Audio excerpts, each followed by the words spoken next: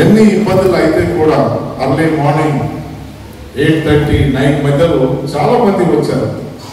I'm proud of in the lord. దేవుని సన్నిధిలో గర్విస్తున్నాను. ఎందుకంటే మీ అన్ని పనులు వదిలేసుకొని మరి దేవుని సన్నిధిలో వచ్చుడు అది చాలా నేను భాగ్యవంతుడు. మరి దేవుడు మనిషినికి అనేక రీతిగా ఆశీర్వదిస్తున్నాడు. అనేక కుటుంబం బాధ్యతలు బరువులు మరి ఇచ్చిన మానవ జీవితము అన్ని జీవితముకిన శ్రేష్టమైనది. కాబట్టి మన మీద దేవుడు రెస్పాన్సిబిలిటీ, బాధ్యత, భారం పెట్టినాడు. పక్షి ప్రాణులను చూసుకొని మీరు నేర్చుకోండి అంటాం. ఒక చీమను చూసినప్పుడు ఆ చీమ మరి వర్షాకాలము వచ్చినప్పుడు బిఫోర్ అది తన ధాన్యమును ఏం చేసుకుంటుంది, మరి జమ చేసి పెట్టుకుంటుంది. మరి ఆ చీమకు ఉన్న జ్ఞానము మనిషికి లేదు అంటే మరి ఆలోచన చేయాలి. అందుకే భారం ఎప్పుడు వస్తుంది? ఆ ఆలోచన లేనప్పుడే మీ కుటుంబం మీద అనేక రీతిగా బాధ్యత, అనేక రీతిగా కష్టాలు సైతాను తెస్తారు. మరి చీమను చూసిన మీరు నేర్చుకోవాలి. అనేక కుటుంబంలో అయితే కానీ ఎంతైతే ఏమైతుంది, ఎలాగుంటే ఏమున్నది, జరుగుతూనే ఉంటది కదా, మంచి కాలము వస్తుంది అని ఎదురు చూస్తున్నారు. కానీ ఉన్న కాలంలో మనము సద్వినియోగం చేసుకోము. మంచిగా ఉన్న సమయము అదని వాల్యూ అని తెలుసుకోము. అదే పొరపాటు చేస్తున్నాం మనం ఇప్పుడు కూడా. అనేక కుటుంబంలో ఎదుగుతా పోయి ఏమైతారు, తప్పనే కిందికి పడిపోతాం. ఒక సందర్భంలో ఒక బాధ్యత భారము వాళ్ళ కుటుంబం మీద సైతాను ఏదో రీతిగా తెస్తూనే ఉంటాడు. కానీ మీరు నిలకడగా ఉన్నారా లేదా అనేది your family things burden on your shoulder. If you have any responsibility, మీకు బాధ్యత ఉన్నదా? ఈరోజు దేవుడు మాట్లాడుతున్నాడు. అనేక మంది మరి దైవ భక్తులతోనే దేవుడు మాట్లాడినాడు. మోషతోని మాట్లాడినాడు, దావీదుతోని మాట్లాడినాడు. అనేక దైవ భక్తులు కానీ చెప్పుకొని పోతే సౌలు మాట్లాడు, పౌలుతోని మాట్లాడు, అనేక దైవ సేవకులతో మాట్లాడు. కానీ నాతోని నీతోని ఎందుకు దేవుడు మాట్లాడతలేదు? If you are raising question, నేను కన్నీరు విడిస్తే నేను పరలోకం నుంచి చూస్తున్నాను. నీ బాధలు, నీ కష్టాలు, నీ సంకటలు నేను వింటున్నాను కదా. మరి ఎందుకు మీరు కన్నీరు విడుస్తలేదు? నా సన్నిధులు మీరు ఎందుకు రావట్లేదు అని దేవుడు పరలోకం నుండి చూసేవాడు ఉన్నాడు. దయచేసి సమయం అయినప్పుడు మనం వెలుకొట్టండి, సమయం పాటింపు చేయాలి. మరి దావీదు కీర్తన 55:22 వచనంలో మనం చూస్తాం. నీ భారము యెహోవా మీద మోపము, ఆయనే నిన్ను ఆదుకొనును. ఆయననే నిన్ను ఆదుకొనును. నీతిమంతులను ఆయన ఎన్నడూను కదలనీయడు. నీతిమంతులను ఆయన ఎన్నడూను కదలనీయడు. దేవా నాశన కూపములో నీవు వారిని పడవేయుడు. రక్తపరాధులను వంచకులను సగము కాలమైనను బ్రతుకుదురు. నేనైతే నీ యందు నమ్మిక ఇచ్చి ఉన్నాను. మొదటి అంశంగా నీతిమంతులకి దేవుడు మొదటిగా సహాయం చేస్తాడు. మీరు గుర్తించుకోవాలి, నీతిమంతులకి దేవుడు నీతి నిజాయితీ ఉన్నవారు ఎప్పుడు కష్టం వస్తే కూడా దేవుడు ఏదో ఒక సందర్భంలో మిమ్మల్ని ఎవరో రూపంలో ఏదో ఒక సిచ్యువేషన్లో మిమ్మల్ని ఆదుకుంటాడు. మీకు ఎన్ని భారం ఉండాలి, ఎన్ని కష్టాలు ఉండాలి, కానీ నీతిమంతులకి నీతి నిజాయితీగా ఉన్న వాళ్ళకి మొదటిదాన్ని దేవుడు ఆదుకుంటాడు. రెండోదాన్ని మనం చూస్తున్నాము, నీతిమంతులు వారి ఉద్దేశం, ఏం ఉద్దేశం ఉన్నాయి? నీతిమంతులు వారి ఉద్దేశమును అతను ఏం చేస్తాడంటే పరిహరిస్తాడు. వారి ఉద్దేశమును సఫలపరుస్తాడు. వారి ఉద్దేశము మంచి ఉద్దేశం ఏదైనా ఉండొచ్చు. రేపు ఇప్పుడు ఉంటారు ఉన్నప్పుడు రేపు మీరు మా బిడ్డకి, మా కొడుకుకి, ఇద్దరికి ఒక్కొక్క బిల్డింగ్ కావాలి అని ఇప్పటి నుంచే మీరు ప్లానింగ్ ఉంటారు. కానీ దేవుడు ఒక రోజు ఏం చేస్తాడు? మీరు నీతిగా నడిచినప్పుడు, ఆయన యందు భయభక్తి కలిగి ఉన్నప్పుడు దేవుడు తప్పకుండా మీకు సహాయం చేస్తాడు. మరి మూడోది మనం చూస్తాం, నీతిమంతులైన వారు ఎన్నో కష్టాలు, ఇబ్బందులు నుండి విడిపిస్తారు. కొన్ని సందర్భాలుగా ఎన్నో బాధలు, కష్టాలు వచ్చి ఉంటాయి. కానీ మమ్మల్ని ఎవరి దగ్గరికి వెళ్తే మనకి సహాయం దొరుకుతుంది, ఎవరు మాకు సహాయం చేస్తారు. కొన్నిసార్లు అనేకసార్లు నేను కూడా అనేకసార్లు అటువంటి ఆలోచన చేసినాను. సపోజ్ ఒక ₹1,00,000 కావాలి అనుకుంటున్నాం. మనకి లోన్ ఎవరు ఇస్తారు? మన దగ్గర ఏమీ లేదు, కానీ ఎవరు చేస్తారు మనం అన్నప్పుడు, దేవుడు నీవు నీతిగా బతికుంటే, ఆయన ఎంతో భయభక్తి కలిగి ఉన్నప్పుడు నీ భారమును దేవుడే ఆయన మోసవాడు ఉన్నాడు. చాలా మందికి ఈ సీక్రెట్ తెలియదండి. చాలా మందికి కొంతమందికి వాళ్ళు దేవుడితో ఉంటారు, కొన్ని బెనిఫిట్ పొందిన తర్వాత మళ్ళా పడిపోతారు, మళ్ళా లేస్తారు, మళ్ళా పడిపోతారు. అందుకే దేవుని వాక్యము నీతిమంతుడు పడిపోతుంది మళ్ళా తిరిగి లేచను అని. నీతిమంతుడు పడితే కూడా మళ్ళా, అది ఒకటి రూఢి అనుకుంటున్నారు చాలా మంది. నీతిమంతుడు పడిపోతే మళ్ళా లేస్తారు కదా, పడిపోతే మళ్ళా లేస్తారు. తిరిగి తప్పు చేయకూడదు అని తెలిసి తప్పు చేస్తే అది దేవుడు క్షమించడు. ఒక్కసారి మనకి క్షమాపణ దేవుడు ఇచ్చాడు, మనకి సత్యము తెలిసిన తర్వాత అది మళ్ళా దాని త్రోవలో దానికి పడిపోకూడదు అని దేవుడు సెలవిస్తున్నాడు. సోదరి, మరి తెలియక చేసిన తప్పులు దేవుడు క్షమిస్తాడు. నీవు తెలిసి కూడా ఇది తప్పు చేయవద్దయ్యా, నీవు ఈ పని చేయవద్దయ్యా అన్నప్పుడు మీరు అదే పని చేస్తే మరి దేవుడు ఎందుకు క్షమిస్తాడు? ఎందుకు మీ అప్పు బాధల నుంచి బయటికి ఎందుకు రాణిస్తాడు? మీరు ఉన్న దాంట్లోనే సెట్ చేసుకుంటే, దేవుడు నాకు ఈ ప్రాబ్లం ఉన్నది, తప్పకుండా దేవుడు నెరవేరుస్తాడు. ఇప్పుడు నన్ను దీవించిన దేవుడు మిమ్మల్ని అందరం దీవించాడా? సత్యంగా చెప్తున్నాను, మిమ్మల్ని కూడా దీవిస్తాడు. ఎందుకు దీవించాడు? దీవిస్తాడు. మీరు యేసు ప్రభువును నమ్ముకుని ఆయన మార్గంలో నీతిగా నడిస్తే మాత్రమే దీవిస్తాడు. అటు ఇటు ఉన్న వారిని దీవించాడు. వాళ్ళు బాగానే కనిపిస్తారు, కొన్ని రోజులు మంచిగానే ఉంటారు, తర్వాత పడిపోతారు. మళ్ళా దేవుడు సరిగా వస్తారు, మళ్ళా దేవా నేను తప్పు చేసినాక మళ్ళా దేవుడు మళ్ళా పడుకుంటాడు, మళ్ళా ఉంటాడు, మళ్ళా పడిపోతాడు. ఇది ఇప్పటి నుంచైనా దేవుడు మీరు గ్రహించాలి. సహోదరులు, ఎందుకు మన జీవితంలో అనేక ఈ రీతిగా ఎగ్జాంపుల్ జరుగుతున్నాయి, అనేక ఘటనలు జరుగుతున్నాయంటే కారణం ఒకటే, దేవుడు మిమ్మల్ని ప్రేమిస్తున్నాడు. ఇప్పుడైనా మీరు హెచ్చరిస్తున్నారా? మీరు హెచ్చరక ఉంటున్నారా? మీకు శోధనలు తెస్తుందంటే మిమ్మల్ని నేను ఎక్కువగా ప్రేమిస్తున్నాను. ఎవరికి శోధనలు బాధలు రాలేదు అంటే దేవుడితో వాళ్ళ సావాసం లేదు అన్నాడు. మీరు గ్రహించాలి. మీకు ఎప్పుడు బాధలు, కష్టాలు, శోధనలు మీరు నీతి ఉన్నప్పుడు మీకు వస్తాయి అంటే you are nearest to God. మీరు దేవుని దగ్గరగా ఉన్నారు. అందుకే మీకు కష్టాలు వస్తాయి, నష్టాలు వస్తాయి, బాధలు వస్తాయి, ఇవన్నీ వస్తుంటాయి. కాబట్టి మీరు తెలుసుకోవాలి. ఇంకా మీరు దగ్గరికి వెళ్తే దేవుడు తప్పకుండా మీ బాధలు, మీ నిందలు దేవుడు తీరుస్తాడు అని వాక్యంలో మనం చూస్తున్నాం. ఈ భారం ఏమై ఉన్నది జీవితంలో? కుటుంబ భారం, సంసార భారం, పిల్లల భారం, అనేక రీతిగా మనకొకరికే లేదు, ప్రపంచంలో అందరికీ ఉన్నది. మనకొకటే భారం అన్నది కాదు, అందరికీ ఉన్నది ఈ భారం. కానీ ఒక రైతు ఏం చేస్తున్నాడు? తను పండిన పంట పన్ను ఆయన మార్కెట్కి తీసుకొని వెళ్ళాలని ఆశపడి ఆయన అన్ని తన బట్టలు వేసుకొని ఒక పెద్ద లారీలో వెళ్తా ఉంటాడు. రోడ్డు మీద వెళ్తా ఉన్నప్పుడు ఆ రోడ్డుకి ఒక మనిషి వస్తూ ఉంటాడు. అక్కడి నుంచి ఆ లారీ కూర్చున్న ఈ యజమానులు వెళ్తున్నప్పుడు చూస్తున్నప్పుడు పెద్ద మూట కట్టుకొని ఉంటాడు. ఒక్కొక్కరు ఒక రకంగా ఎగ్జాంపుల్ చెప్పారేమో.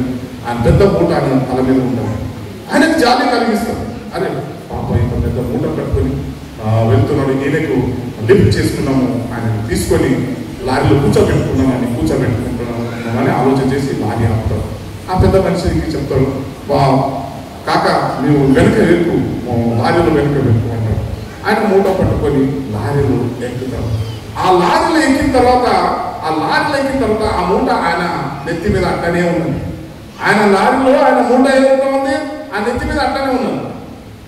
ఆయన ఓనరు ఆయన రైతు వెనక చూస్తాడు, ఏమయ్యా నేను ఎక్కించినాము, నువ్వు లారీ కూర్చున్నాము, ఆయన నెత్తి మీద భారం ఏమున్నది అలాగే ఉన్నది. ఆయన చూసి అప్పుడు ఆలోచన చేస్తాడు, మనుషులు చాలా మంది తమ భారವನ್ನು తావే మోసుకుంటారు, అందుకోసమే వారికి అనేక బాధలు ఇబ్బందులు వస్తాయి. అందుకే దేవుడు ఏమంటాడు, మీ భారాలను నా మీద వేయండి అని. ఏమైంది, ఆ లారీ మీద కూర్చున్నప్పుడు ఆ నెత్తి మీద ఉన్న భారం తీసి మరి లారీ లోపల వేయాలి కదా, ఆయనకి ఆ జ్ఞానం లేదు. అనేక మంది ఇదే రీతిగా తమ జీవితంలో ఎన్నో కష్టాలు వచ్చినప్పుడు ఎవరో సహాయం చేస్తారు, నా బంధువులు సహాయం చేస్తారు, మా స్నేహితులు సహాయం చేస్తారు, అనేక ఆలోచన కలిగి వాళ్ళు ఏం చేస్తారంటే వారు దేవుళ్ళనే మర్చిపోతారు. నిజంగా చెప్తున్నారు, దేవుణ్ణి మర్చిపోతారు. కొంచెం బాధలు కష్టాలు ఎక్కువైనప్పుడు వాళ్ళు దేవుణ్ణి మర్చిపోతారు. ఏ రీతిగా ఆయనకు లారీలు కూర్చున్నాము, చక్కగా ఆయన మంచి కూర్చొని ఆ తీసి పక్కన పెట్టవచ్చు కదా, మరి ఆ నెత్తి భారం పైన ఉంటే మరి అది అలాగే ఉంటుంది. మరి ఎలా ఆయన కిందికి తీస్తేనే కదా. మరి ఈరోజు నువ్వు చూస్తున్నాం, మనం దేవుడి వాక్యం చూసుకున్నాం. 1 సమూయేలు ఈ 1 నుంచి 20 వరకు మీరు చాలా జాగ్రత్తగా వినాలి. దేవుడి వాక్యం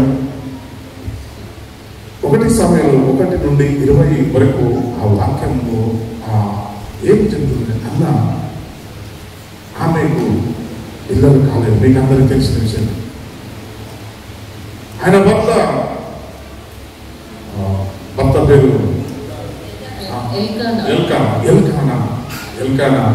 ఎల్కానాకి 2 భార్యలు ఉంటాయి. మీకు ఒక ఆమెకు పిల్లలు అయి ఉంటారు, ఇదేకు పిల్లలు కాలేదు. ఆమె చాలా రీతిగా బాధపడుతుంటుంది, కన్నీరు కాస్తుంటుంది.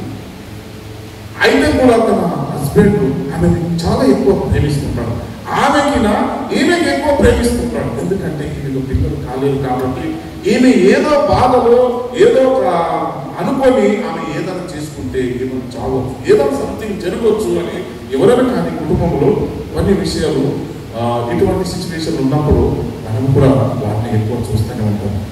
ఆయన ఎల్కానా ఇలా ఇద్దరు మాట్లాడుతున్నప్పుడు ఆమె ఇద్దరు హస్బెండ్ వైఫ్ డిస్కషన్ ఉన్నప్పుడు ఆయన ఏమంటాడంటే, నాకు 10 మంది పిల్లలకి నీవు నాకు ఎక్కువ నేను ఎందుకు చింతిస్తాను, నీ పిల్లలు కాలేకపోతే పర్వాలేదు, నేను ఉన్నాను కదా అని ఆమెకి ఎంత ధైర్యం ఇస్తే కూడా కొన్ని సందర్భాలు ఎట్లా ఉండాలంటే లేడీస్ మరి ఆడలు వారు ఏదైనా కోరిక అనుకుంటే అది జరగలేని పక్షంలో వాళ్ళు చాలా కుంగిపోతారు. ఆ రీతిగా ఆమె ఉన్న బలహీనత ఏంటంటే ఆమె నాకు ఎలాగైనా కానీ సమాజంలో నాకు ఒక పిల్లలు కావాలి, నేను ఉండాలంటే నాకు ఒక బిడ్డ కావాలి అని చాలా రీతిగా ఆమె బాధపడి కన్నీరు కాల్చి ఆమె ఎక్కువ మట్టికి దేవుడితోని సాహసం కలిగి ఉంటాను. దేవా నీవు ఏమైనా చెయ్యి, నాకు మాత్రం ఒక కుమారుడు నీవు ఇస్తే నీ సేవలు ఆయనకు పంపిస్తాను అని ఆమె తన కన్నీరుతోని ప్రార్థన, ఆమె భారము మొత్తము దేవుడి మీద వేసింది. ఆ భారం వేసినప్పుడు దేవుడు ఆమె కన్నీరు మరి విన్నాడు. విని సమూయేలు ఆమెకి దేవుడు గర్భం ఇచ్చి ఆమెకు కొడుకునిచ్చాడు. మరి మన జీవితంలో కూడా అనేక కుటుంబంలో అనేక ఇబ్బందులు ఉన్నారు. మరి దేవుడు ఈరోజు మాట్లాడుతున్నాడు ఏమన్నా అంటే, నేను తోడుగా ఉన్నాను, నీ భారం ఏమై ఉన్నది, ఏ భారం అని కానీ నా మీద వేయండి అంటాడు. కానీ మనం ఎవరి మీద వేస్తున్నాము మనం గ్రహించాలి. ఈరోజు దేవుని వాక్యంలో సెలవిస్తుంది, ఎందుకంటే సమయం లేదు, చదువులు కొంచెం తగ్గిస్తామని. మరి సంఖ్యాకాండములో మనం సంఖ్యాకాండము 11 to 12 సంఖ్యాకాండము మోషే మరి తన చదవండి సిస్టమ్. మోషే యెహోవాతో ఇట్లా నేను మోషే ఇట్లా నేను నీవేళ నీ సేవకుని బాధించితివి, నీవేళ నీ సేవకుని బాధించితివి, నా మీద నీ కటాక్షము రానియక, నా మీద నీ కటాక్షము రానియకము, ఈ జనులందరి భారమును నా మీద పెట్టనేలా, జనులందరి భారమును నా మీద పెట్టినేలా, నేను ఈ సర్వజనమును గర్భమున ధరించితినా, ఈ సర్వజనులను గర్భం ధరించేదనా, నేనే వీరిని కంటినా, నేనే వీరిని కంటినా, పాలించు పెంచుడు తండ్రి పాలించు పెంచుడు తండ్రి పసిపిల్లను మోయినట్లు, పసిపిల్లను మోయినట్లు, నేను వీరి తండ్రులకు నేను వీరి తండ్రులకు ప్రమాణపూర్వకముగా ఇచ్చిన దేశమునకు వీరిని నీ రొమ్మున ఎత్తుకొని పొమ్మని నాతో చెప్పుచున్నావు. నాతో నేను చెప్పుతున్నాను. చూడండి, దేవుడు మోషే ఈ జనులందరూ, ఇశ్రాయేల్ జనులందరూ నీవు కానాను దేశಕ್ಕೆ నడిపించాలి. ఈజిప్ట్ దేశం నుండి కానాను దేశಕ್ಕೆ నడిపించాలి. ఈ బాధ్యత నీ మీద పెడుతున్నాను అని దేవుడు అప్పుడు ఆయన బాధ్యత పెట్టినప్పుడు ఆ సముద్రం దాటి బయటికి వచ్చేసినారు. సముద్రం దాటి వచ్చిన తర్వాత వారికి ఆకలి చూడండి, కుటుంబంలో సడన్లీ మీరు అప్పు తీసుకున్నారు, రేపు మీరు అప్పు కట్టాలి, 50,000 అప్పు కట్టాలి. ఫైనాన్స్ వారు రేపు మీ అకౌంట్ నుంచి కట్టు కావాలి 50,000. మీరు ఎంత తాపత్రపడతారో, ఎంత కన్నీరు కాస్తారో అది అనుభవించిన వారికే తెలుసు. 5-10,000 కాదంట, 50,000 ఉన్నది. నా సంపాదన ఒక 10,000 ఉన్నది అనుకోండి, 50,000 ఎక్కడి నుంచి కట్టాలి? రేపు కట్టలేకపోతే దానికి పెనల్టీ వస్తుంది, దానికి స్లాబ్ తగ్గిపోతుంది. ఇవన్నీ కారణం ఉండి ఆలోచన రాత్రంతా ఆ మైండ్ ఆలోచనే ఉంటుంది. అందరు బిజినెస్ వాళ్ళకి అందరికి తెలుసు, మరి మీకు ఎవరెవరు బిజినెస్ చేస్తారో మీకు అందరికి తెలుసు. అంటే మనీ విలువ ఎంత ఉన్నది అని మీకు ప్రతి ఒక్కరికి తెలుసు. అందుకే నేను ఎన్నోసార్లు అంటున్నాను, దీపం ఉన్నప్పుడే నీ ఇల్లు చక్కగా పెట్టుకో తల్లి తండ్రులు మీరందరూ. ఎందుకంటే ఒక్కసారి మీ దగ్గర నుంచి వెళ్ళిపోయిందనుకో మీరు చీకటి అయిపోతారు. సమాజంలో చీకటి అంటే మీ పేరు చెడ్డగా వినిపిస్తుంది. ఏమని? వీళ్ళు ఫలానా ఇట్లాంటి వాళ్ళు, ఫలానా ఇట్లాంటి వాళ్ళు, ఫలానా ఇటువంటి. అప్పుడు మీ పేరు పోయేది కాదు కానీ మీ పేరుతో పాటు దేవుని పేరు కూడా అపమానము, నింద పాడైపోతుంది. ఎందుకు అంటే దేవుని నమ్ముకున్న వారు ఇలాగా చేస్తారా? దేవుని నమ్ముకున్న వాళ్ళు కూడా మనుషులు, వీళ్ళు కూడా మనుషులు. మనం కూడా తప్పు చేస్తాం, వాళ్ళు కూడా తప్పు చేస్తారు, ఇద్దరు తప్పు చేస్తారు. కానీ మిమ్మల్నే ఎక్కువగా చూపెడుతుంటారు. వీళ్ళు దేవుని నమ్ముతారు. మరి వారెవరు? వారు కూడా ఏదో దేవుడు నమ్ముకుని ఉంటారు కదా. వారికి అన్నారు, లోకస్తునికి అన్నారు, సహోదరు మిమ్మల్ని అంటారు. లోకస్తుకి వాళ్ళు అన్నారు. ఎందుకంటే వాళ్ళు లోక సంబంధికులు ఉన్నారు కాబట్టి సైతాన్ ఏమంటది, వారు నా మనుషులు, వీళ్ళు you are separate from the world, మీరు ప్రత్యేకించబడిన వారు. అందుకోసమే మీకు వారికి there is a lot of difference between world people, దేవుడు పిల్లలు. అందుకోసమే దేవుడు ఈరోజు మాట్లాడుతున్నాడు. మోషేతో మాట్లాడాడు. మోషే మాట్లాడినప్పుడు మోషే ఎస్ అన్నాడు. ఇవన్నీ బాధలు కష్టాలు వస్తాయని మోషే కూడా తెలియదు. ఇప్పుడు నాకు కూడా తెలియదు ఇవన్నీ బాధలు. ఈ సంఘము ఈ రీతిగా అభివృద్ధి పొందుతుంది, అనేక మంది దైవ సేవకులు ఈ రీతిగా మా సంఘం ద్వారా ఇటువంటి అన్ని జరుగుతాయని నాకు కూడా తెలియదు. కానీ నీకు కష్టాలు వస్తాయి, జాగ్రత్త అని దేవుడు హెచ్చరిస్తుంటా. నీకు భారం ఉన్నది, నీవు గ్రహించు. భారం ఉన్నది. అంత ఆశ కాదు మీ జీవితం అనేది.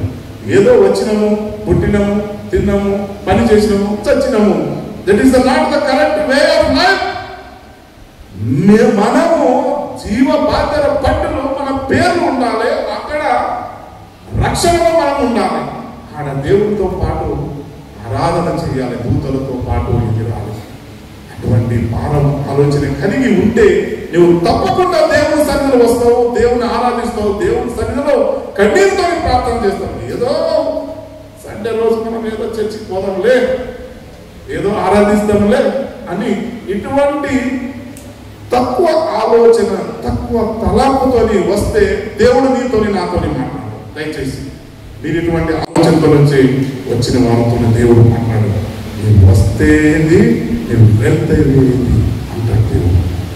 నీవు నాలోనే ఉండి నీ భారం ఏమై ఉన్నదో, నీకు బాధ ఏమై నా మీద వేయండి, మీరు చేస్తే మిమ్మల్ని దీవిస్తాను. మోషే తన జీవితంలో ముందుకు సాగుతున్నాం. ఇక 7 సంవత్సరం దాటి బయటికి వచ్చేసాడు. వచ్చిన తర్వాత మరి నడిచిన తర్వాత వారికి ఆకలైంది. ఇప్పుడు మంచిగా ఏసీ గీసి ఉంటే మీకు మంచిగా నిద్ర వస్తుందా లేదా? మంచిగా ఏసీ, ఇప్పుడు నెక్స్ట్ ఏసీ కూడా అయిపోతుంది, మంచిగా వినండి దేవుడు నాకు స్తోత్రం అని. ఏది ఏమైనా కానీ దేవుడు తన పని చేస్తాడు. మోషేకు అదన్నీ దాటి పెట్టాడు. దాటి వచ్చిన తర్వాత జనులకు ఆకలి అయినప్పుడు వారు అక్కడ అంతా మంచిగా భోజనము, అక్కడ ఆ ఇజ్రాయెల్ దేశంలో ఈజిప్ట్ దేశంలో మంచిగా తిన్నవారు. మాంసాహారము, మరి మంచి కీరకాయలు, సంథింగ్ వాళ్ళందరూ తిన్నారు. నిజంగా చెప్తున్నా, ఆ దేశంలో ఎట్లా ఉంటుందంటే మన దగ్గర వాటర్ మిలన్ ఇంత ఉంటే ఇంత ఉంటుంది అనుకోండి, పెద్దగా ఉంటుంది, 10 కేజీ ఉంటుంది అది వాటర్ మిలన్, 20 కేజీ. అక్కడ టమాటా గింతనే ఉంటుంది మన దగ్గర. మామూలు అంటే ఇంత చూస్తాం టమాటా. నేను ఇంత టమాటా చూసినాను ఇజ్రాయెల్ దేశంలో, ఈజిప్ట్ దేశంలో పెద్దవి. సో ఇదేమో కీరకాయ మామూలు అంటే గింత ఉండొచ్చు మన కీరకాయ. ఆ కీరకాయలనే 5 కేజీ, 20 కేజీ కూడా ఉంటాయి. నేను చూసిన కన్నాలో చూసిన. అంటే అంతగా ఆ దేశము ఆశీర్వదించబడింది. సోదరి ఆ రోజు మోషే అడిగినప్పుడు, మోషే మరి వీళ్ళందరూ గుడుగుడ్లు సడుగుడు, నాకు మాంసము కావాలి అన్నారు. వారికి పప్పు చారు అన్నం తిని ఏమైపోయింది వారికి? అంతా చెడిపోయింది. వారికి చెడిపోయి ఏం కావాలంటున్నారు? నాకు మాంస కావాలి అని ఆయన మీద గుడుగుడ్డు సడుగుడు సురువు చేశారు. ఎందుకు నేను ఆయన మోసే అనుకుంటాడు. ఇది ఏది వాళ్ళకి అన్నం కావాలంటే అన్నం పెట్టినాం, ఇంకా కావాలంటే ఇంకా అన్నీ పెట్టినాం. మళ్ళీ మీరు ఏదో కోరిక అడుగుతున్నారు. నాతోని కాదు, ఇంతమందికి 3 లక్షల మందికి 6 లక్షల సంథింగ్ ఉంది. ఇంతమందికి నేను ఆహారం ఎక్కడి నుంచి తేవాలి, మాంసం ఎక్కడి నుంచి పెట్టాలి? సడన్గా మన ఇంటికి ఎవరైనా చుట్టాలు వచ్చారనుకోండి, మీరు ఆల్రెడీ 1 కేజీ మటన్ తీసుకుని ఉంటాను. ఒక 20 మంది మీ ఇంటికి చక్కనే వచ్చారనుకో, అప్పుడు ఆలోచన ఎలా ఉంటుంది? ఎందుకు వచ్చిన పాపం ఎదుగుతుంది ఇంటికి, ఎందుకు ఈ సండే రోజు మంచిగా వండుకొని తింటుండే మేము, ఈ 20 మంది మన ఇంటికి ఎందుకు వచ్చారు? Yes, that is women feeling. ఆ ఫీలింగ్ వస్తుంది. మరి ఆయన ఏం చేయాలి? ఇంతమందికి భోజనం పెట్టాలి, వీటికి మాంసంతో ఆహారం పెట్టాలన్నప్పుడు దేవుడి సన్నిధికి వెళ్తాడు. దేవుడి సన్నిధికి వెళ్ళి దేవుడికి అడుగుతాడు, ఏం దేవా, నేనేది వెళ్ళి కన్నానా, వెళ్ళి నేనైనా ఇది చేసిన. కొన్ని సందర్భాలు అట్లానే ఉంటుంది. కొన్ని కొట్లాటలో మీరు వినలేవు. కొన్ని కొట్లాట ఆడినప్పుడు వాడేమో మా కొడుక, ఎస్ ఆమె మా కోటల వాళ్ళు ఎలా ఎస్ సంథింగ్ వస్తుంటుంది జీవితంలో. మోషే కూడా సడుగుకు స్టార్ట్ చేశాడు. ఎవరున్నా మేము ఏదో నడిపించాలనుకున్నాము, నడిపించినప్పుడు మనకి వాళ్ళు ఇప్పుడు మటన్ కోరుతున్నాం, మాంసం కోరుతున్నాం. నేను ఎక్కడికి తేవాలి? ఈ చేపలు ఎక్కడికి తేవాలి, మటన్ ఎక్కడ తేవాలి, ఎన్ని గొర్రెలు పోయాలి, ఎన్ని మందిని చేయాలి, నేను ఎక్కడ చేయాలని ఆ ఆలోచనే దేవుడు మోషేకి చెప్తాడు. నేను ఉన్నాను కదయ్యా, నా భారం నా మీద ఇచ్చేవాడు నేనే. మరి ఆ సందర్భంలో దేవుడు వారికి ఆ అరణ్యములో దేవుడు ఆహారం ఇచ్చిన దేవుడు నాకు నీకు ఇవ్వకుండా ఉంటాడు అని దేవుడు ఈరోజు మాట్లాడుతున్నాడు. సోదరు నీ భారము ఆయన మీద వెయ్యాలి. నీ రెస్పాన్సిబిలిటీ, నీ బాధ్యత ఆయన మీద వెయ్యి. నీవు కోరుకున్నది ఆయన జరిగిస్తాడు. నీవు కోరుకున్నది ఆయన జరిగిస్తాడు. ఈరోజు దేవుడు మాట్లాడుతున్న ద్వితీయోపదేశకాండము 1:12 మనం చూస్తున్నాం. ద్వితీయోపదేశకాండము 1:12 చూస్తున్నాం. నేనొక్కడినే నీ కష్టమును నీ కష్టమును, నీ భారమును, నీ భారమును, నీ వివాదమును, నీ వివాదమును ఎట్లు భరించగలను? చూడండి, ఎట్లా భరింపగలను? అది కుటుంబంలో ఎలా ఉంటాయంటే, భర్త పడితే భార్య పడదు, భార్య పడితే భర్త పడదు, పిల్లలు పడితే పిల్లలు.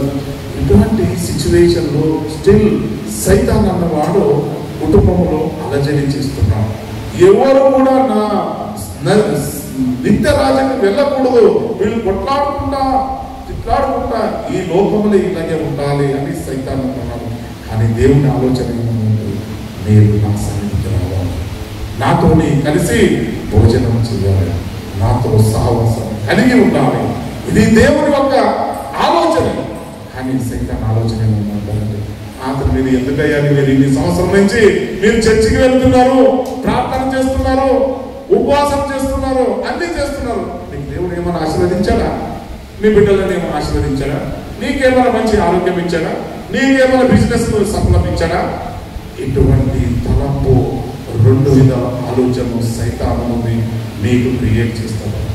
సహోదర సోదరి, అంత భక్తులైన మోషేకే ఇటువంటి ఆలోచన కలిగినప్పుడు నీకు నాకు ఎందుకు కలుగుతుంది? తప్పకుండా వస్తుంది, తప్పకుండా వస్తుంది. సహోదర సోదరు, ఈరోజు నీకు కుటుంబంలో బాధలు ఉన్నాయా? దేవుడు తీరుస్తాడు. నీ కుటుంబంలో మరి పిల్లలు నీకు బాధపడుతున్నారా? దేవుడు తప్పకుండా తీరుస్తాడు. ఆయన ప్రణాళిక ఉంటుంది, ఆయన ఉద్దేశం ఉంటుంది. ఎందుకనగా ఆయన ఆలోచన ఎవరు ఎదిగి ఉంటారో వాళ్ళు సంతోషంగా ఉంటారు. ఎందుకయ్యా దుఃఖపడతావు? నీకు పిల్లలు లేకపోతే నీవు ఎందుకు దుఃఖపడతావు అని నాకు చెప్తుంటాడు. అయితే కూడా ఆమె రోజున ఏడుస్తున్నది చూడండి.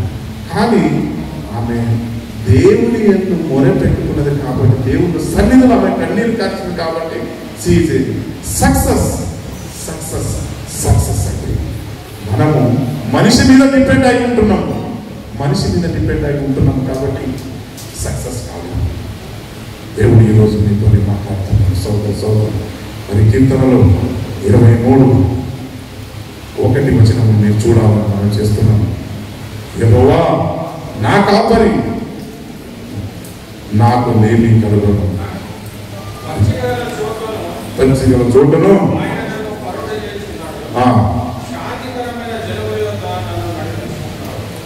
ఓకే యెహోవా దేవుడు. మరి దావీదుతో మాట్లాడుతున్నాను, నీతో కూడా నాతో కూడా మాట్లాడతాను. ఏమని మాట్లాడుతున్నాను? యెహోవా నా కాపరి, నాకు లేమి కలుగను. మరి అనేక సందర్భాల్లో దేవుడితో ఉన్న అనేక భక్తులు మనం చూస్తుంటున్నాం, వారు అనేక రీతిగా ఆశీర్వదించబడినారు. మరి మనం చూస్తున్నాం, సమయం పరిగెత్తున్నది. నా దేవుడు మనకు స్తోత్రం. మరి కీర్తనలో 22:8 మనం చూస్తున్నాం. యెహోవా మీద నీ భారము మోపము, ఆయన వానిని విడిపించునేమో, వాడు ఆయనకు ఇష్టడు కాదా, ఆయన వానిని తప్పించనేమో అన్నారు. ఎవరు దేవునికి ఇష్టడుగా దీవిస్తారు? ఇష్టడుగా దీవిస్తారు. మరి చూడండి, కుటుంబంలో మన పిల్లలు ఎవరైనా అంత ప్రాంప్ట్గా యాక్టివ్గా ఫస్ట్ క్లాస్ వచ్చిన పిల్లలకి మనం ఏం చేస్తాం? చాలా ప్రేమిస్తాం. వాళ్ళ ఇష్టాలు ఏముంటాయో వాళ్ళ ఇష్టాలు కోరికలు మనం ఈడేస్తాం.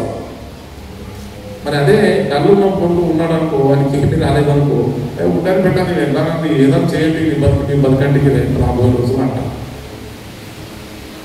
దేవుడు ఇష్టడుగా ఉన్నాడు. నీవు దేవుడు చాలా మంది అటు ఇటు ఆలోచన కలిగి ఉన్నారు, చాలా మంది అటు. అందుకే దేవుడు నన్ను నమ్మి నా మార్గంలో నేను నడిచిన ఎడల నీ ఇష్టమని నేను పూరైస్తానంటాను. నిజంగా సోదర సోదరులు, మనము అప్ టు డెత్ వరకు మీకు కష్టాలు, బాధలు, కన్నీరు ఇవి కంపల్సరీ మీకు తోడుగా ఉంటాయి.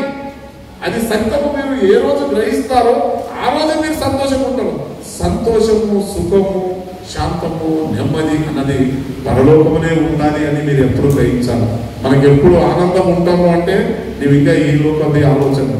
మనకి ఈ లోకంలో కష్టాలు, బాధలు, కన్నీరు ఈ లోకంలో ఉంటాయి. సోదరు సోదరు, ఈరోజు దేవుడు మాట్లాడుతున్నాం.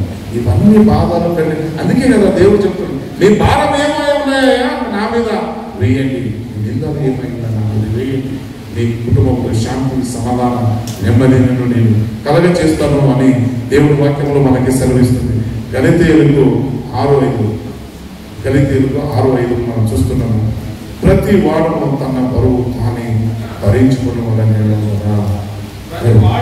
ప్రతి వాడును తన బరువు తానే భరించుకుని వాళ్ళని. దేవుడు ఈరోజు పౌలు గలితీ సంఘానికి రాస్తున్నాడు, అయ్యా మాకు ఇదంతా భారం ఉంది, ఈ సంఘ భారము ఎలాగ మోయాలి, మా కుటుంబం భారము ఎలాగ మోయాలి అని మీ కుటుంబంలో అనేక క్వశ్చన్ రైజ్ అవుతున్నాయి. నా ఇల్లు ఎలా గడపాలి, ఈ నెలలో నాకు చాలా తక్కువ జీతం వచ్చింది, నా కుటుంబము నేను ఎలా గడపాలి అన్నప్పుడు మరి దేవుడు నీ కుటుంబం భారము నీవే మోయాలి, వేరేవారు ఎవరు మోయాలి. మీ అప్పు భారము మీరే మోయాలి, మీ చింతలు మీరే కన్నీరు కార్చాలి. ఇప్పుడు మీకు ఆకలి అయినప్పుడు నేను వచ్చి మీకు ఆకలు మీరు అక్కడే ఉండండి, మీరు వచ్చి తినేస్తాం, మీకు ఆకలు కడుపు నిండిపోతుంటే ఎవరైనా పోలీస్ అండి. ఇప్పుడు మీకు ఆకలి ఉంది, మీరు అన్నం తింటేనే మీ కడుపు నిండుతారు. మీరు అప్పులు చేసినప్పుడు మీ అప్పులు తీర్చాలంటే మీరు కష్టపడి మీ కుటుంబం పోషిస్తూ మీ అప్పులు తీస్తూ రోజు కొన్ని కట్టుకుంటా వెళ్తానే మీ అప్పులు తింటారు. ఎవరో తీస్తారయ్యా, వాళ్ళు తీస్తారేమో అని ఎగ్జాంపుల్ చెప్తున్నాను నేను. ఒక డ్రాక్రా గ్రూపులో మేము అప్పు తీసుకున్నాం, మాకు తెలియదు ఎలా ఉంటుందని, నాకు కూడా తెలియదు. మా ఆధార్ సెంటర్ ఉన్నప్పుడు అయ్యా మీరు డ్రాక్రా గ్రూప్లో మీ మిస్సెస్ పేరు మీద అప్పు తీసుకోండి అయ్యా, మేమేం చేసినాము ఒక 50,000, సరే అంతా క్లోజ్ ఉంటారు కాబట్టి వాళ్ళకి దగ్గర 50,000 అప్పు తీసుకున్నాము. తీసుకున్న తర్వాత మంత్లీ 2,000 చేంజ్ కట్టాలి అన్నారు. ఎగ్జాంపుల్ చెప్తున్నాను, 2,000 కట్టాలి. నేను సిన్సియర్గా ఎవరు ఆ మేడం అప్పించింది, అప్పుకు రికమెండ్ చేసి ఆమె షూరిటీ రాసి ఇచ్చింది మేనున్న ఆమెకి నెల నేను ఫోన్పే ద్వారా 2,000 అప్పు పంపుతూనే ఉన్నాను. పంపినాము, 22 నెలలు పంపినాము. తర్వాత 30,000 బ్యాలెన్స్ ఉంది. 30,000 బ్యాలెన్స్ ఉంటే ఆమె అప్పటి నుంచి ఆమె కట్టేదే మానేసింది. ఆ 20,000 నేను పంపించింది కూడా అంటే 22 నెలలు అంటే అమౌంట్ కూడా ఆమె కట్టకుండా ఆమె బిడ్డకి ఏదో సంథింగ్ చేసింది. ఏమైంది సోదరి, ఆమె అస్సలు కట్టట్లేదు, అనేక మంది ఇట్లా చేసింది. లాస్ట్కి ఏమైందంటే నేను కట్టాల్సింది 30,000 పోయి నిన్న నేను 80,000 కట్టిన. నిన్న నేను 78,090 రూపాయలు నేను నిన్న అప్పు కట్టిన. నీకు అంతలా అందుకోసమే ఉన్నప్పుడే మీరు జాగ్రత్త చేసుకోండి. ఉన్నప్పుడే అది ఏమవుతుంది అని కేర్లెస్గా చేస్తే 1కి 2 అవుతుంది, ఆ 2కు 3 అవుతుంది, 3కు 4 అవుతుంది. ఇదంతా మీ నెత్తి మీద భారం పడుతుంది. ఈ భారం ఎవరు పోయాలి? మీరే పోయాలి. వేరే ఎవరు వచ్చి నాకు కడతారా? ఎవరు కట్టాలి? మీరు ఎవరు కడతారని చెప్పండి. మరి ఎవరు కడతారంటే మీరు కడతారని. ఎవరు పోయారంటే మీ కుటుంబము, మీ సమస్యలు మీరే ప్రాబ్లం సాల్వ్ చేసుకొని మీతో కాని పక్షంలో దేవుని మీద భారం వేయాలి.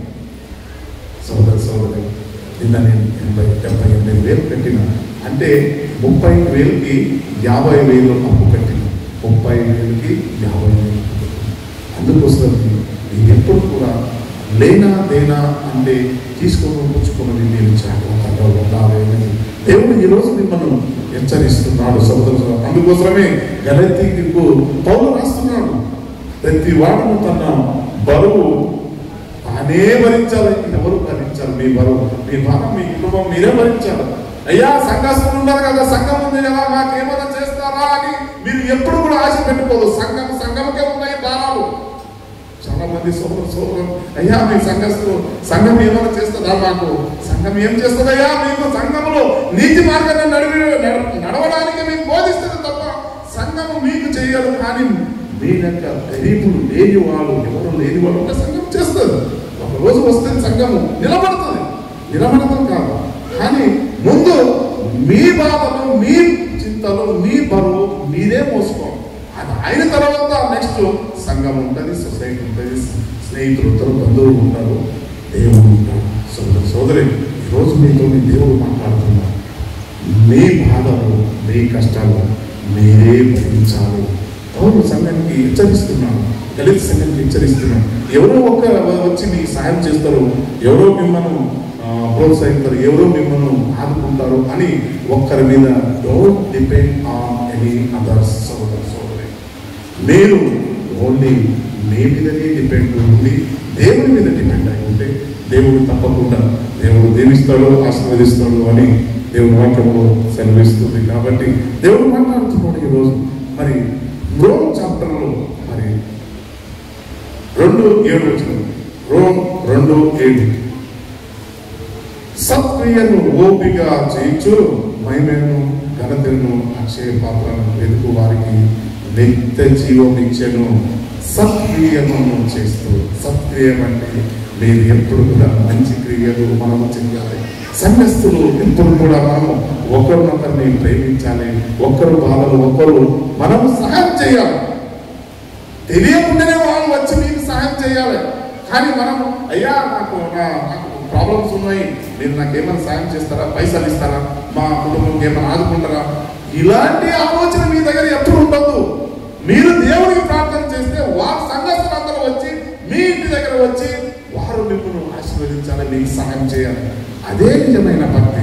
మనం పోయి మీకు అయ్యా నాకు 10,000 ఇవ్వండి, నాకు 20,000, నా కొడుకు ఇట్లా పడిపోయాడు, మన ఇంట్లో ఇట్లా జరిగినాయి, మీరు సాయం చేయరా సంఘస్థులు అని మీరు అడిగితే అది ఫూలిష్నెస్ క్వశ్చన్ అయి ఉంటుంది. సోదరు ఈ ఫూలిష్నెస్ క్వశ్చన్లు అనేక సంఘాలు సత్యము తెలియక ఇటువంటి క్వశ్చన్లు అడుగుతున్నారు. దేవుడు ఈరోజు మీతో మాట్లాడుతున్నాడు. ఈరోజు దేవుడు మన అందరితో మాట్లాడుతున్నాడు. మీరు దేవుడికి కాంటాక్ట్ ఉంటే దేవుడు సంఘం ద్వారా మీకు సహాయం చేయవాడు ప్రభు అయిన యేసుక్రీస్తు ఉన్నాడు. ఈ సంఘము మీకు అందరికీ దేవుడు ఈరోజు మాట్లాడుతున్నాం, తెలియపడుతున్నాం. మరి ఏం చేస్తే కూడా అంతము వరకు సహించువాడి, అంతము వరకు నేను సహించాలి. ఏ పని చేస్తే కూడా ఓర్పు సహనంతోనే ఉండాలి. ఈ రోజు ఒక బిజినెస్, చిన్న బిజినెస్ చేసినాం, ఇప్పుడే కోటీశ్వరుడు కావాలని ఆ కళలో ఎప్పుడు కూడా ఒక సంఘంలో బిజినెస్ కానీ మీరు కానీ ఎప్పుడు కూడా అటువంటి ఆలోచన ఉండకూడదు. సహనము, ఓర్పు సహనంతో మనం ముందుకు సాగాలి. దేవుని మీద ఒక బలమైన విశ్వాసంతో మనం ఎప్పుడు ముందుకు వెళ్తేనే మాత్రమే మరి మనం ఆశీర్వదించబడతాము. సోదరి ఈరోజు మీరు మాకు చాలా మట్టుకు దేవుడు మాట్లాడుతున్నాడు. అంతం వరకు సహించువాడెవడు వాడే రక్షింపబడడు. మీరు రక్షించబడాలి. మీరు దేవుని సన్నిధిలో మరి దేవుడు రక్షణ పొందాలి. మనం పరలోక భాగ్యము కావాలంటే అంతము వరకు ఏం చేయాలి? సహించాలి, ఓర్పు కలిగి ఉండాలి. కొన్ని సందర్భం కష్టాలు వస్తాయి. సంఘస్థులు కొన్నిసార్లు కోపపడతారు, దైవ సేవకులు కోపం పడతారు. కోపం ఎవరి గురించి? మీ గురించి. మీ కుటుంబం బాగుపడాలి. మీరు సంతోషంగా ఉంటే దైవ సేవకుడు సంతోషం, పరలోకం ఉన్న మా కుటుంబం కూడా సంతోషం. మరి మన సంఘం అందరికీ అనేసి కుటుంబంకి ప్రతి ఒక్కరికి సంతోషం. దేవుడు ఒకరోజు అందరితో మాట్లాడతాడు, అందరితో తప్పకుండా మాట్లాడతాడు. మీరు ఏమి కోరుకుంటారో అవి దేవుడు మీకు దయచేస్తున్న సమయం అయింది. కాబట్టి మీ బరువు, భయాలు, బాధ్యతలు మరి యేసు పట్ల మీరు ఉంచుకోవాలి. మరి రెండోదాగి తండ్రి చేతులు బరువు పెట్టినప్పుడు మరి దేవుని చేతులు మనం ఏ రీతిగా తల్లి తండ్రి మీద బరువు మరి ఏ భారం పెట్టుకుంటామో తండ్రి మీద మనం భారం పెట్టాలి. మరి ఏ రీతిగా మరి అనేక సందర్భాలు అనేక కష్టాలు ఎదురైతే కూడా శత్రుఘ్న, మేషక్, అబద్ధికులు ఏ రీతిగా వాళ్ళు సంపుతే నన్ను ఆ మంటలు వేస్తే కూడా నేను యేసు ప్రభు తప్ప వేరే దేవుడిని నేను నమ్మను, యేసు ప్రభు తప్ప నేను వేరే దేవుడికి నేను మొక్కను. అటువంటి దృఢమైన విశ్వాసం కలిగి ఉండాలి. అనేక మంది ఇది నాకు బాగా, ఇది 10,000 నాకు ఇస్తారంటే మొక్కేస్తాను, ఇది నాకు పిల్లలు ఇస్తారంటే వారి దగ్గర పోయి మొక్కేస్తాను. నో సోదరు, పిల్లలు, సంతానం అన్ని ఇచ్చేవాడు ప్రభు అయిన యేసు ప్రభువే. మీరు చిన్నప్పుడు ఉన్నప్పుడు కూడా దేవుడు మాట్లాడుతున్నాడు. దేవుడు స్తోత్రం. అందుకే దేవుడు ఈరోజు బాధ్యత, భారము, మరి మా జీవితం బర్డన్ అండ్ రెస్పాన్సిబిలిటీ మరి మన మీద దేవుడు ఉంచినాడు. ఆ బాధ్యత, కుటుంబ బాధ్యత, సంఘం బాధ్యత మన అందరి మీద ఉంచినాడు. కాబట్టి దేవుడు ఈ వాక్యం మనం దీవించి ఆశీర్వదించిన ప్రార్థన పరిశుద్ధులో నీకు స్తోత్రంలో చెల్లిస్తున్నా. ఇంతవరకు నీవు మాట్లాడినావు, ఆ సోదరులు సంఘంతోని ప్రతి ఒక్క హృదయం కదిలించినందుకు స్తోత్రం చెల్లిస్తూ యేసు నామములో వేడుకుంటున్నాము.